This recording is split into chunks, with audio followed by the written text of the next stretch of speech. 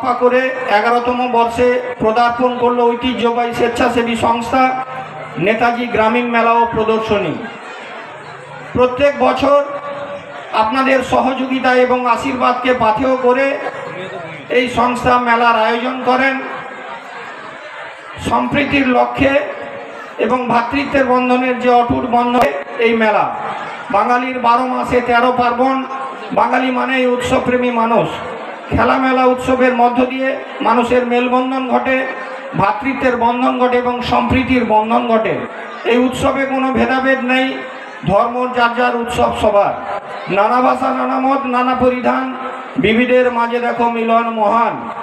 11 দিন ধরে যে এখানে মেলা চলবে, বহু মানুষ আসবেন, জাতি ধর্ম বর্ণ নির্বিশেষে সবাই মিলেমিশে একাকার হয়ে যাবেন এবং মানুষের মধ্যে এই মেলায় এলে যে ক্রোধ, কোপ, গ্লানি, বিভিন্ন ধরনের হিংসা মুছে যায় এবং এই মেলাই পারে একত্রিত করতে সর্বধর্মের মানুষকে।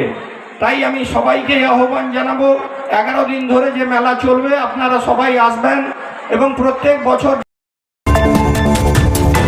এই অতিথি মঞ্চে সমস্ত গুণীজনদের আমার প্রণাম এবং ছোটদের স্নেহাশিস জানিয়ে আমার ক্ষুদ্র বক্তব্য শেষ করছি। নমস্কার, সবাই ভালো থাকবেন।